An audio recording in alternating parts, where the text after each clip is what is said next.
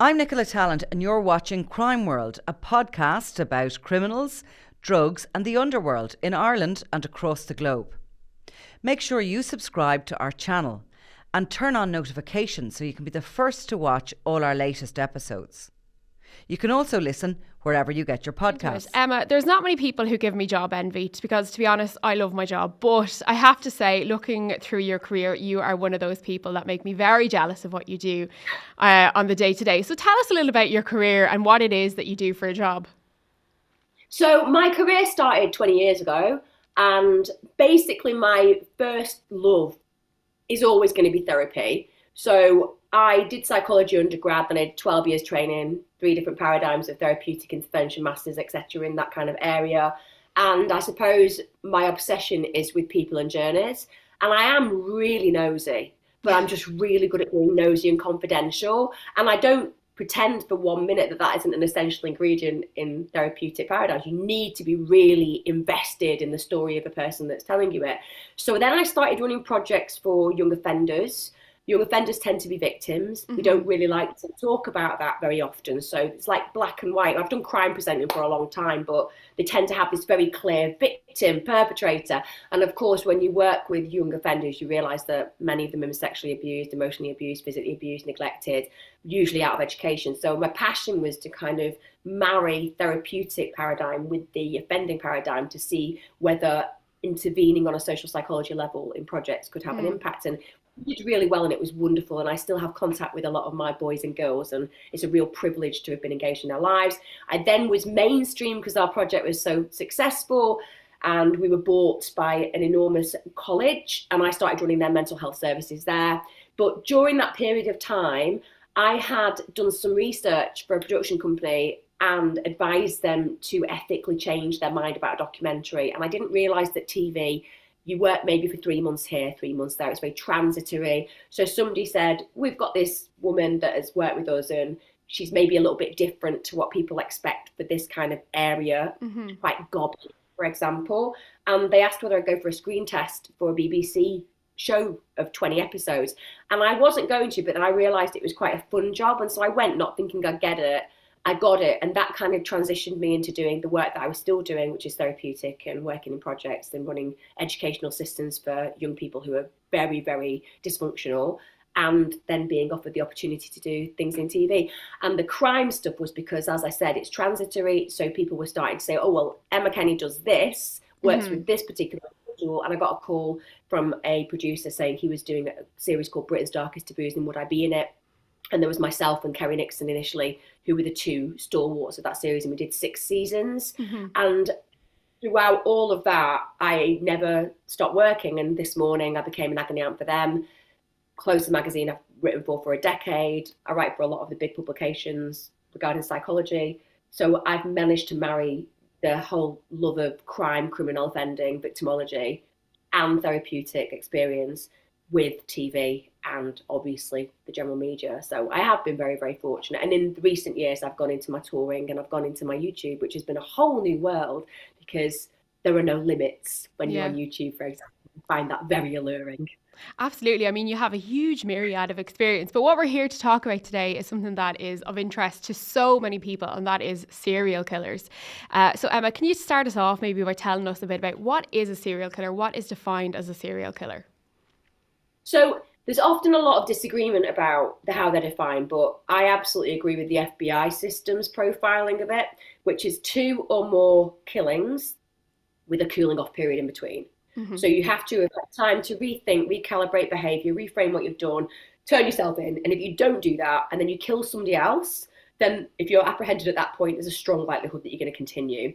Some people in the UK will say 3 or more. I don't get it. As far as I'm concerned, if you've killed 2 or more and you've had a cooling off period, the reality is that you have the potential to continue being a serial killer. So that would be the definition. And what would that cooling off period be considered? Is it like an hour? Is it a day? Is it a week? Is it a month? It would be more than an hour. So anything like, if you have an imagine of 4 or more people being killed on one event, so that could be in a day, it could be a shooting in a day, that's considered a mass killing. And it isn't that certain serial killers haven't carried out mass killings as well as other serial killings, because we do see that. We see that with people like Richard Chase. We see that with Dennis Rader, for example. They killed 4 people in one go, but then they took time, went and lived their lives for a period of time, and then they went on and killed again. So it can be a few days, it can be weeks, it can be decades. I've seen serial killers who kill and then don't kill for a very long period of time. And that's really what makes particularly the organized type of killer incredibly chameleon-like, because they can essentially exist within our world without our knowledge and without our detection for very long periods of time. And to throw another type of killer into the mix is a spree killer. Can you tell us what differentiates a serial killer from a spree killer? So a spree killer is a mass killer. It's the same. Some people say mass, some people say spree. So a spree killer is when an individual goes on a rampage. And you'll see that in situations like school shootings. So Sandy Hook, for example, those are examples of an individual usually planning and preparing and then having a specific goal to do as much damage in a short amount of time, essentially. And usually the psychological determination for that is more about notoriety and visibility. So it's about as far away from what a serial killer is doing, if they're an organized serial killer. I mean, disorganized are less consequential, and you do get people who cross over. But if you think about a spree killer, they absolutely want to be found.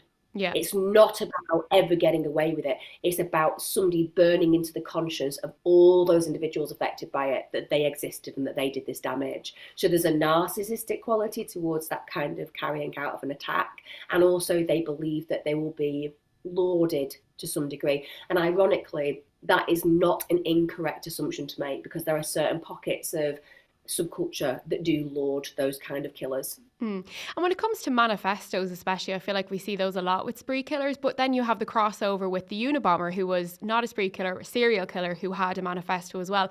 What's the sort of psychology behind killers having something like that?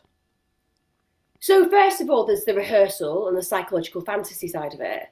So when you think about somebody who is planning and prepping and who can fit both paradigms of mass killer, spree killer and serial killer, usually the fantasy state is really powerful. So they feed and pump their feelings and legitimacy of their actions by deciding why they are doing something and giving a bias to the reality that they have a permission base for that.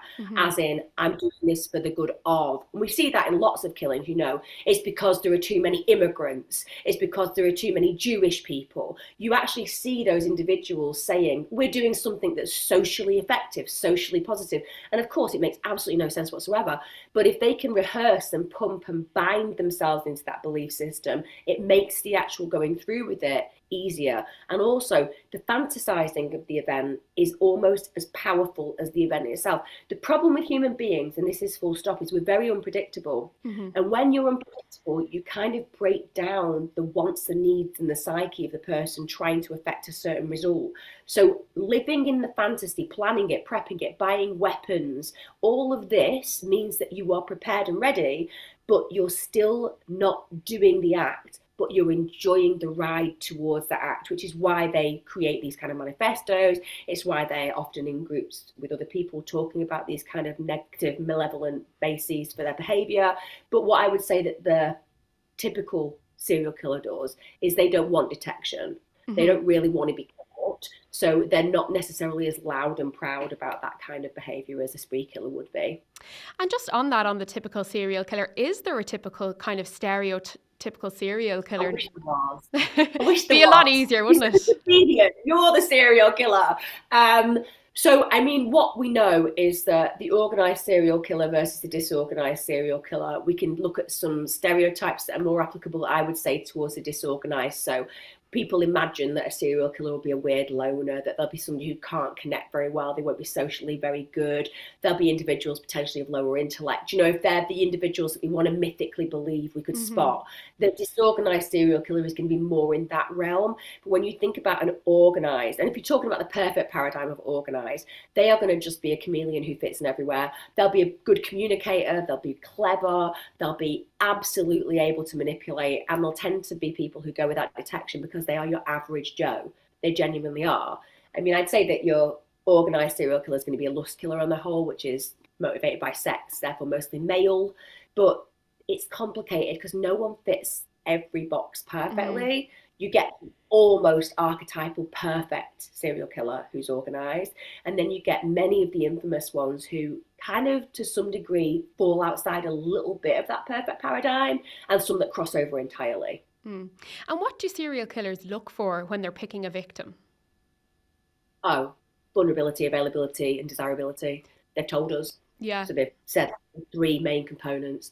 They want you to believe that you're safe in a circumstance, because that's the chink in your armor, to believe that you're safe. Like, anybody should be able to do anything, go anywhere, wear whatever they like, live their lives as they wish. But that's what serial killers also wish for us to do, because then we will mean that they can get access. So they are very good at essentially stalking and homing in on the type of human being that they want to eradicate, essentially.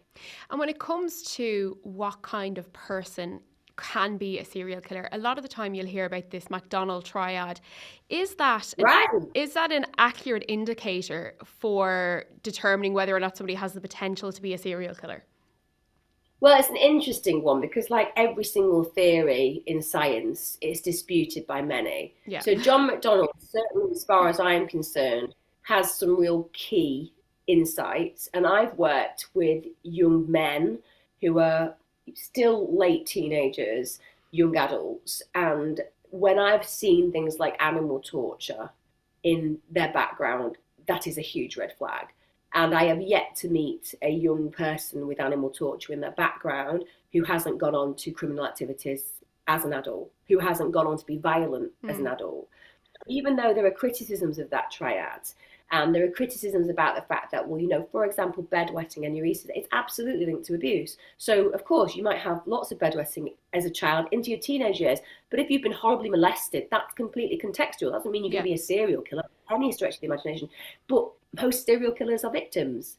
So I think that there is a lot of credibility. I really struggle in science full stop, because what we seem to have created in the past, I would say 20 years, are absolutists. It's this is it, that's all it is.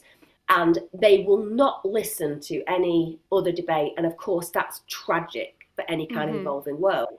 Science is forever changing, forever moving, forever learning, growing. So I would say that what the most important and integral part of us really learning about these kind of predators, and actually people who are violent full stop, is to be willing to listen to every single type of argument, because usually there'll be an element of truth and a power within that that is helpful, instead of this absolutist, this is right, this is wrong, it's black, it's white. It just isn't, and never has been, and should never be considered. So no, I think there's a great deal of weight to that triad, and certainly it's something I talk about. Can you explain to our listeners what exactly it is? What are the 3 features of it?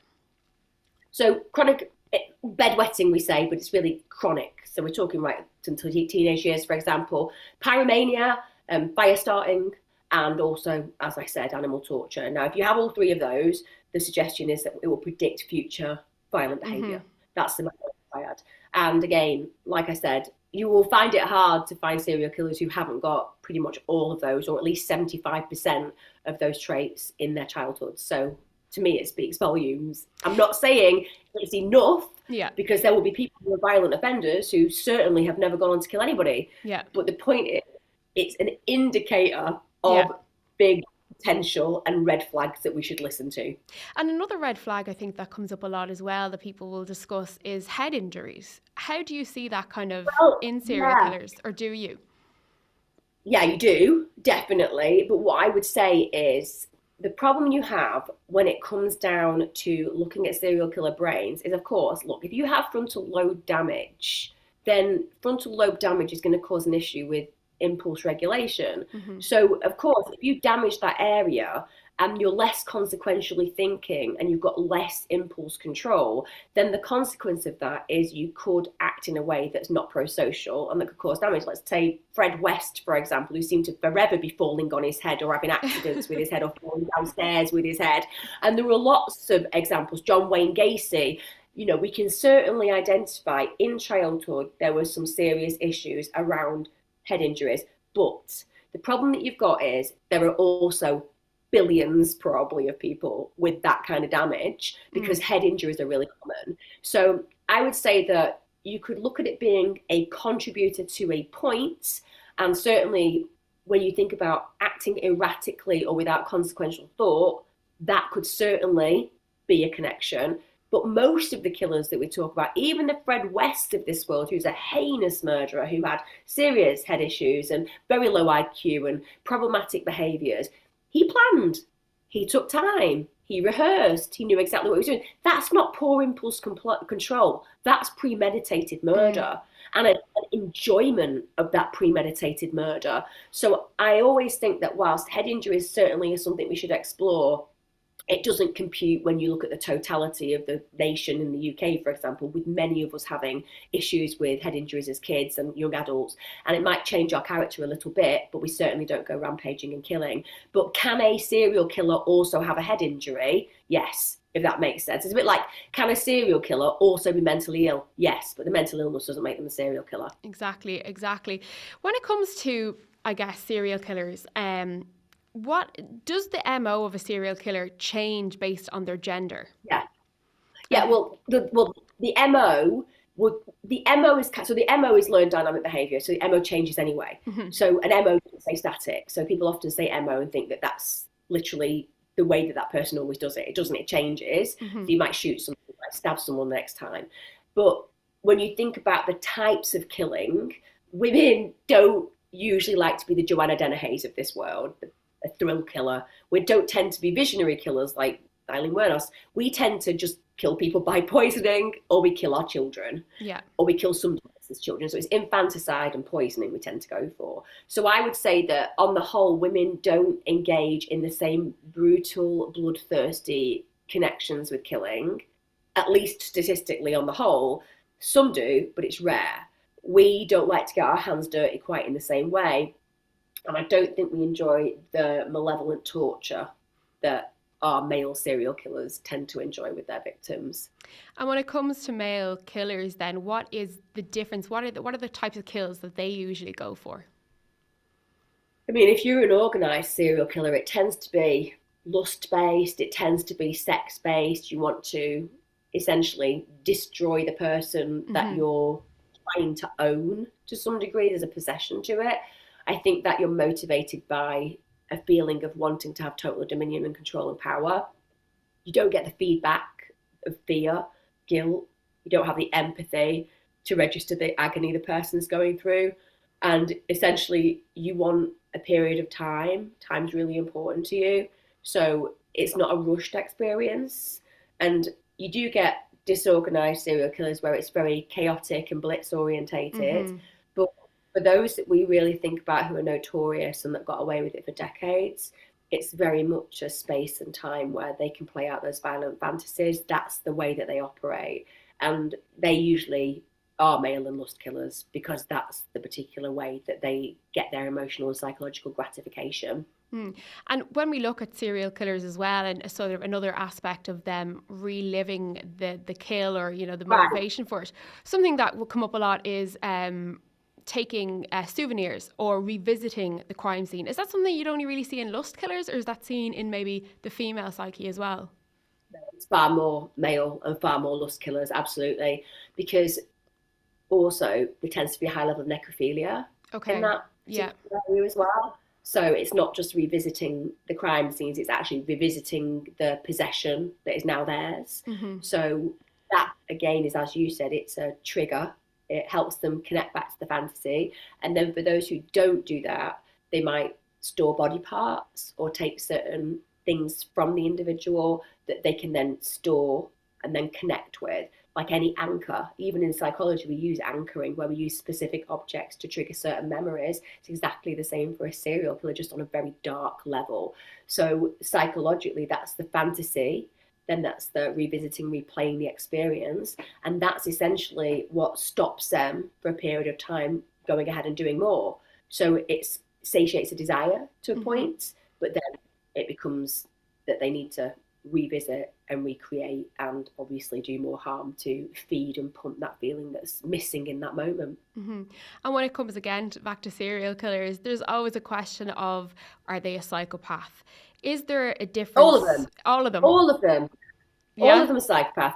no way that I don't care whether they've not been classified. I don't care if somebody hasn't ever actually done a classification level on them. They are all psychopaths, because you can't get more antisocial than being an individual who murders somebody.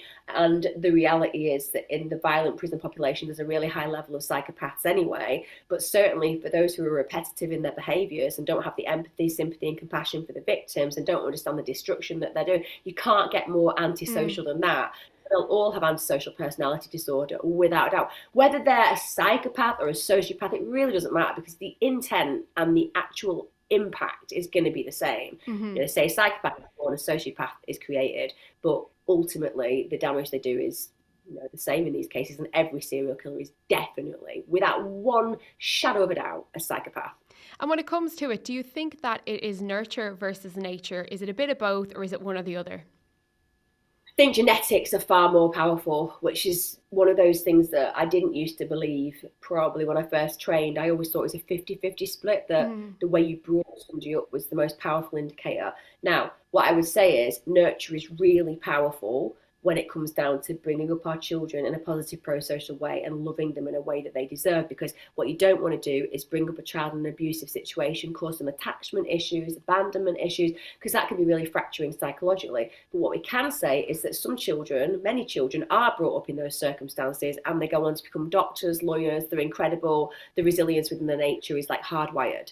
So it can't just be that nurture is the biggest thing. I think that sadly, within our genetic code, we all have predispositions. And if you have a certain amount of activations to those predispositions, even if you have the best parents that you could possibly have, you will still find yourself in murky territory because of your essential fantasies and predilections that come to life as you grow through the ages. And particularly in a world now where people have got access to hardcore pornography, horrible material and smartphones at the age of 7, obviously we've got issues of activation with certain individuals that might not have been activated years ago. So I'm not saying that everything is predetermined. It isn't, because there are many psychopaths around. I mean, there's psychopaths everywhere. They aren't going around killing people.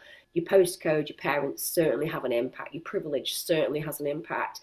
But I think that essentially genetics play a massive role. So if you have a child that's a pyromaniac, wetting the bed chronically and, abusing animals, you can't nurture that out of them, could you? I genuinely think that if you had all those red flags, early intervention before they get to being an adult is not just essential for their own regard, but to prevent the catastrophe that society is going to endure and experience, because whatever happens, they're not going to go down a good road. Now, there is some evidence that when they put a lot of resources, and it costs a lot of money, and we don't do it in England, if you use biofeedback, which is a way of kind of teaching people to control things using the way that they think, it's a computer program that's very effective, compassion training, and a therapeutic work that isn't about self-discovery. It's more about impact, and the resources are placed into them understanding the consequences for themselves, because obviously psychopaths are a lot more self-egocentric, therefore you have to kind of work with them in a very different way. If you combine those and it's not into late adulthood, the impact of their behaviour, as long as they stay away from drugs and alcohol, that can be mediated to a degree. So I don't think it's impossible to change the direction of somebody. You might not be able to mitigate it to a degree where they're this great pro-social human being. There may always be, for example, some destructive behaviours around the way they treat partners. But I certainly think that if you put the money and resources into those areas, because the brain is interestingly something that develops and develops and develops. So there used to be this belief that, in childhood it stops. It doesn't stop. It stops developing around 25.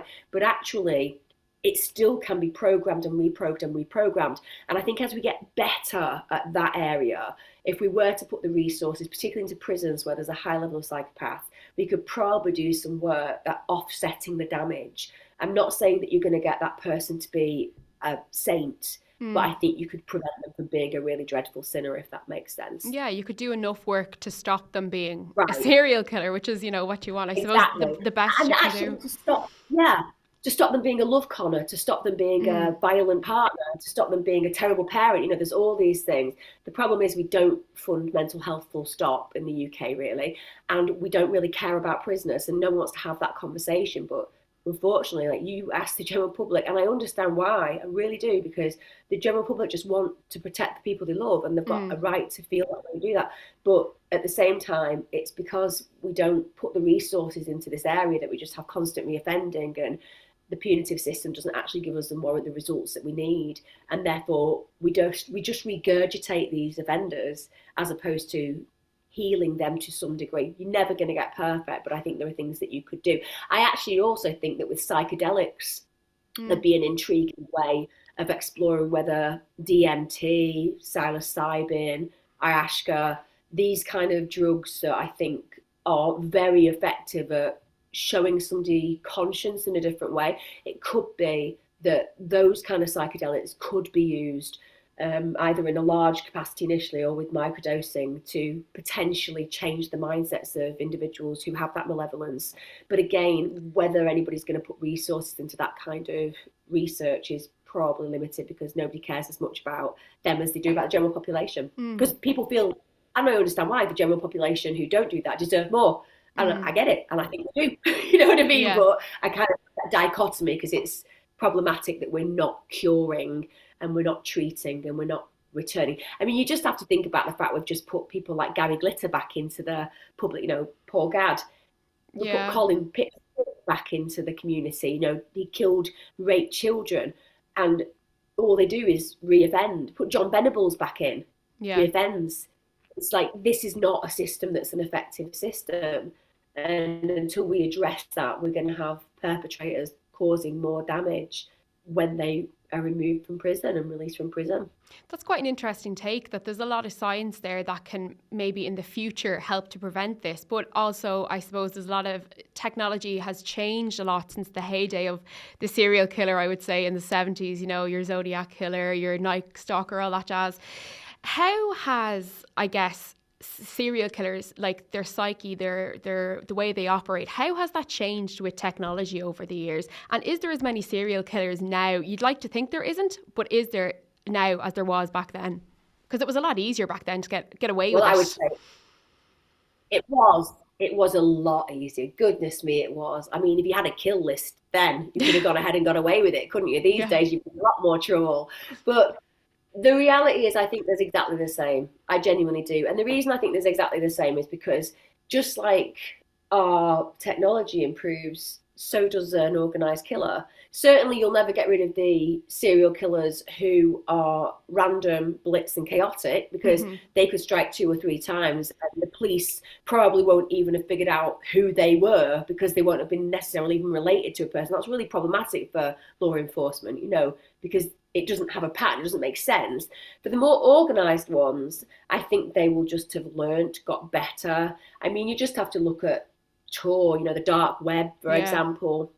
There's access to the most horrific things. We live in a world where child sexual exploitation is almost normalised in certain countries. We live in a population where thousands of people go missing every year and are never found.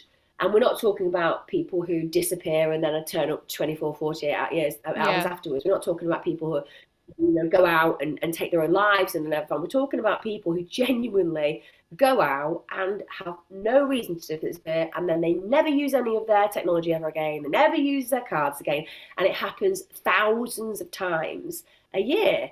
So I would say that I always find that very uncomfortable to sit with, that these very loved human beings seem to disappear without trace. So I think that with technology, subcultures that are very malevolent can connect.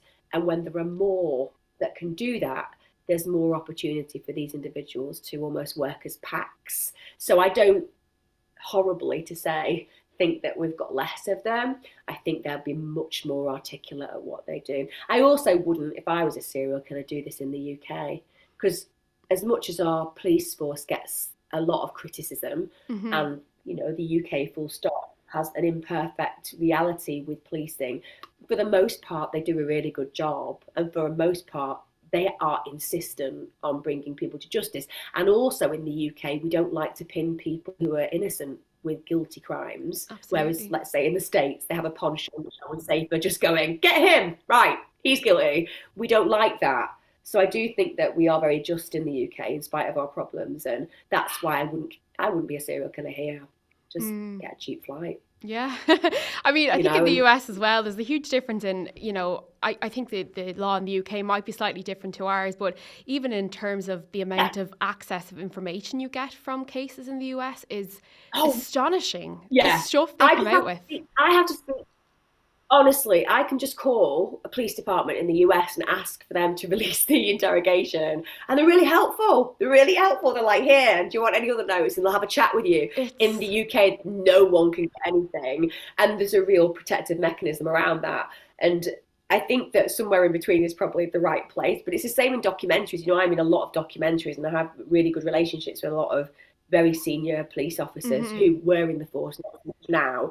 And honestly, again, they've got a very tight-lipped attitude towards criticising the police or talking about cases that they've worked on. And I understand that. Whereas in the States, you just say, do you want to be in a documentary? And they're like, yes. And they'll just tell you whatever you want to hear. But I kind of embrace that to some degree, because I think a lot of my learning has come from listening to people who are professionals in the FBI or listening to interrogations of narcissists and psychopaths, whereas I can't get them in the UK. I can get things like Joanna Dennehy and I can get a few interviews here and there, but there is something profoundly intriguing and curiosity provoking when you're listening to a killer just minimize and describe how they see the world differently. And I suppose that probably comes from reading The Gates of Janus by Ian Brady, the horrific Moors murderer, and just looking at his insight and seeing how profoundly different his mindset was to a normal, typical human being. Because that's the other thing, people get a really bad rep in the world. Like in the UK, I think people just sometimes forget how lovely most humans are. And most humans, even the ones who are a bit annoying, they will help most people. We have such a pro-social base, and I sometimes think we lose sight of that. And that's what amazes me, because you could take a room of 100 people, even disagreeable people, and you put a child in need there and every single one of them will want to react to help the child. And,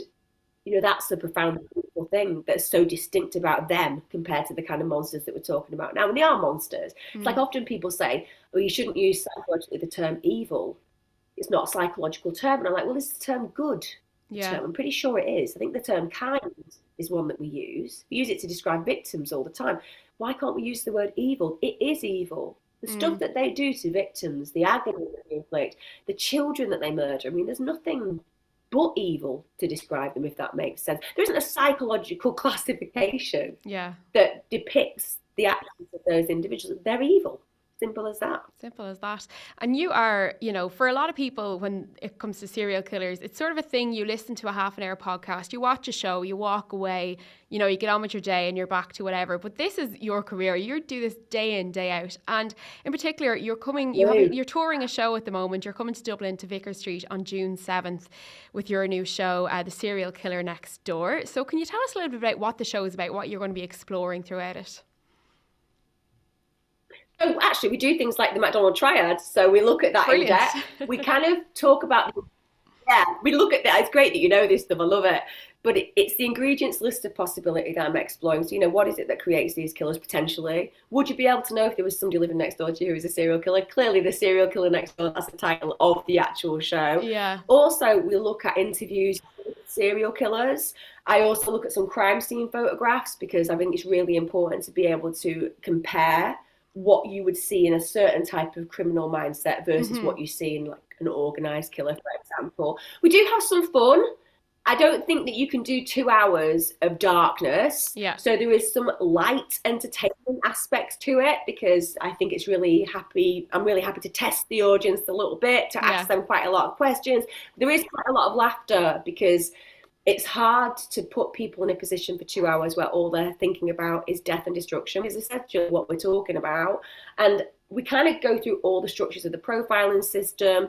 We look at the criticism of it, and then we explore the similarities and differences between types of killers, look at MOs, signatures, and essentially also how likely you are to be a victim of a serial killer. Oh, that's So interesting. it kind of is a whole round holistic experience that people will come in and hopefully feel at the end of it, whether they're studying it, whether they've got a massive true crime obsession, whether they work in the field, a lot of people who come work in the field, that they'll go still find that they found something new out. I really think that's important, and I don't claim to have an absolute belief system anywhere, because clearly, like I said, I'm not an absolutist. And we look at brain, we look at function, we look at genetics, we look at all those things. But the whole premise is it's kind of a pick and mix experience, and people will come to their own conclusions. And I am so blessed with the audiences that come, because true crime individuals who are loving this area are just always really lovely human beings. It's like, it's so strange. People ask me constantly about what is the kind of reason why people become obsessed with this area. And I think that some people have this idea that it's voyeurism, and it's just not. Like, if you could imagine that most of our profile of people that come are female, 80%, they're incredibly warm and empathic. And all they're doing is trying to figure it out, how could this person here want to take this person here from all the people they love, because that is the absolute opposite of who you would be and how you would be. So that's what the show is about. And it's genuinely, it sounds awful. Something about it's as terrifying as it is funny. Yeah. And I like the idea of it having marriage, because no one needs to come out and go home feeling more depressed than when they arrived, if that makes sense. Yeah. And I've always been obsessed with crime since I was a kid. Just love reading about serial killers.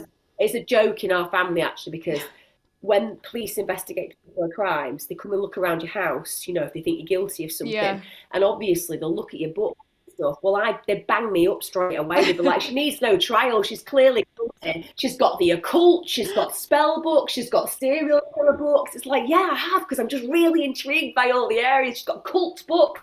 But, they would look at me and profile me as she's definitely a wrong because of all that. Yeah, I think it's interesting you say that about the audience being 80% women. I think when you were at CrimeCon, we were there as well.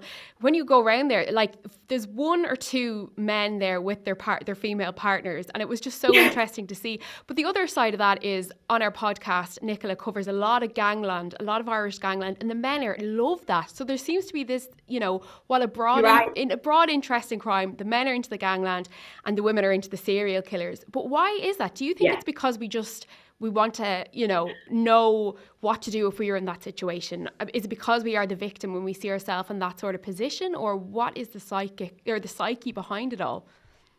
So research tells us that psychological rehearsing is a big part of it. We get comfort imagining ourselves in those situations and not having to be in that situation. So there's a soothing mechanism there. Also, I think that we can't, to some degree, tolerate not understanding. So it's part of our desire to unearth an understanding for what these creatures do and how they do it and why they do it. And that wants to know, what is it that we could change and shift to prevent these kind of killings? I think that's very alluring. It doesn't surprise me that men are less interested in serial killers than they are gangs, because when it comes down to serial killing, for a man to be serial killed, it's the most emasculating experience. It makes them feel powerless. I mean, obviously women feel this as well, but because of our social bias and our previous experiences of male to female violence, we have a social schema for a recognition that this happens to women. It shouldn't happen to women, it's horrific. But we also understand that our power physically is not going to be as dominant as a male. That's what makes us easier victims, sadly, than another man. So when a man, for example, Dharma's victims, they essentially have every social schema, every environmental schema, every biological schema stripped from them in that moment. And there's that sense of, I should have known better. Whereas I don't think women feel like that. I feel like women go, they are bastards. I don't know what I can say. Whereas women say they are awful human beings who are predators, and they deflect that there's any responsibility on the victim, and rightfully so. I don't think men can do that. I think men struggle with that. Whereas with gangs, every man's imagined what it would be like to be part of the craze. Yeah. Every guy's imagined what they do to that guy who is a nasty person at work. They've kneecapped them. They're not really doing it, but in their heads they could do it. It's not a demasculating experience. And even if they get into a scenario where they were in trouble with a gang, there would be a male stereotypical bravado about having ended up there. And there's almost like a loyalty base. And I would say there's an admiration base. So they're very alluring qualities for the guys. It's not as scary. It's not as demasculating. It's much more in context with masculinity. And so that's why I would say that definition shifts. Whereas women, they go, why are you all being a bunch of idiots? That's what women go. Why are you all being macho idiots and causing your families all of this distress? And that's the total split, I suppose, between those two, in my opinion. That's quite an interesting view into it, because, you know, it is something that, you know, as a woman, I would as well be more interested in the serial killers and that side of thing. Nicola, at this point, she says the serial killers are pussycats. You know, she prefers the gangland guys because they're a bit more scary, which I have to agree with. But when it comes to, I guess, this interest in true crime, and I know since I, again, was a child when I got interested in true crime, shouldn't have been watching the show as I was watching when I was 5, but the way that we consume it has massively changed thanks to YouTube and podcasts. There's a lot of conversation as well around it being ethical, and the way we consume it being ethical. Do you think you can be interested in true crime and consume it in a so-called ethical, victim-focused way? I think it's who you choose to watch. So one of the reasons I started YouTube was because I'd been in loads of documentaries, and I'd had a few family members who I was very lucky to stay in contact with say they got certain things wrong. And I used to have a trust base when I was going into a documentary. I'd get the research, I'd read it, and I'd invest it, and I'd comment. And it was horrifying to me. So I went back and I redid all the cases that I had been involved in with often the families who'd been involved with them. And it was so telling to me that sometimes people are more concerned with views than they are with actually legacy. So I think that it depends on what you're watching and how much work has gone into really consistently bringing the facts forward, and also how much the families are involved, because families want to tell their stories. And I think that when people are watching shows around that area, and particularly most documentaries have families in, it's because they've got this desire to express the meaning of the human being that they lost. I think that the reason that it's so popular is because you can't go on a journey quite as immense and intense as you can when there's been a crime, because you get to feel it. You get to feel angry and rageful and devastated and emotionally devastated, and all those things play in to the experience of being a viewer. You're not watching it going, well, this is great fun. You're watching it going, this is agony.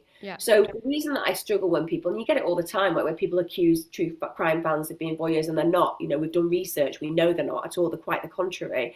And you get this idea that only a certain person should tell a story. And I'm really against that, because the reality is that people reach different audiences in different moments. So my viewers on YouTube, they're deep dive, they're very fact orientated, they know a huge amount about the crimes, and they trust the fact that when I'm telling them those extra facts and facets of the crime, they believe that I've done the research, and I have. It's been done very diligently. But that should not make me somebody who deserves the channel more than a kid at 16 on TikTok, or making a video on YouTube for 15 minutes about a crime we've just heard about, because the audience it reaches will be something that mirrors the relational experience age-wise and with the kind of audience that they connect with.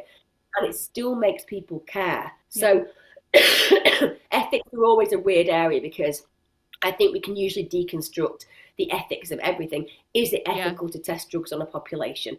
Probably not, you know, but is it going to be helpful in the long road? Hopefully, you know. So all the way I have quite my temperament is one that always sees both sides of it, and I've been really lucky.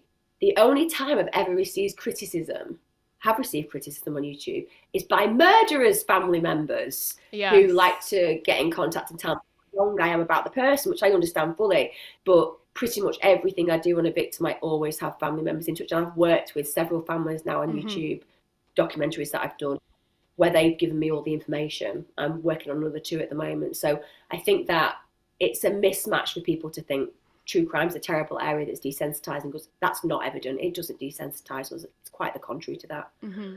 So a lot of us, you're okay. So a lot of us, like yourself, you were a true crime fan and aficionado kind of before you got into this area that you're doing now. And it's of interest to me, and I'm sure a lot of our listeners as well, is what is that one unsolved serial killer case that you would most likely like to see reach a conclusion? I mean, all of them, really. Yeah. But I suppose I'd like to know who the Zodiac Killer was. I'd also like it confirmed that the person they suspect Jack the Ripper was actually that person. But I think that any case that's outstanding now, even those that haven't necessarily got a conclusion, because even murder cases, like, for example, great one at the moment that's nothing to do with serial killing, but it just plays on my mind so much, is Noah Donoghue. Yeah. An Irish boy. And I can't let it go. I research it a lot. I've been in touch with people who are involved with that. And they're the things I think that get me even more than the serial killers, if that makes sense, because it feels really present. And I know how the investigation's gone. And because I have more of a association, there's another one I'm doing as well at the moment, which is, won't mention the name, but it's one where a girl definitely got murdered, but somehow the people who did it have got away with it. And that preys on my mind. So I'm going through the inquest, and I'm getting information that I have to kind of ask for from certain areas, because it just doesn't sit right when injustice occurs. Whereas when I think about the historic, Israel Keys had never been found, and those kind of killings had carried on. That would intrigue me because it's modern, and it feels like I could have an insight and could maybe bring something to that. But the older ones, I think I'm quite good at laying them to rest, if that makes sense. Yeah. I'd like to know, but it's not going to impact on me now. Yeah. And I suppose as well, this is going to be left field and got nothing to do with whether it is a serial killer or otherwise, but we have in Manchester and our surrounding areas a massively, extensively huge group of individuals who seem to just fall into canals and die. And the comparison statistically with other areas like Birmingham, which have got more canals than Venice, the anomaly of people ending up dead in canals near me is astronomical. And it's so astronomically different that I cannot help but think there's potentially a push around. And I lost a lad that we worked with many years ago, and I was running the mental health service. He was one of our boys who'd been taken on for an apprenticeship in sports. And knowing where he'd been with my friends that night, knowing that he wasn't drunk, knowing that he was just going to his girlfriend's, and him ending up dead in the canal, that triggered a lot of the kind of things I have. So they're the cases that ultimately really captivate me, because it's like, no one's been identified, but when I look at the potential MO, then that MO of pushing something into the river would certainly apply. And also it's very much in the same area. So that's more how my brain works, if that makes sense. Absolutely. So trying to solve the mystery. So Emma Kenny, she'll be at Vicar Street on June 7th this year with her brand new show, The Serial Killer Next Door. Emma, thank you so much for coming on the show.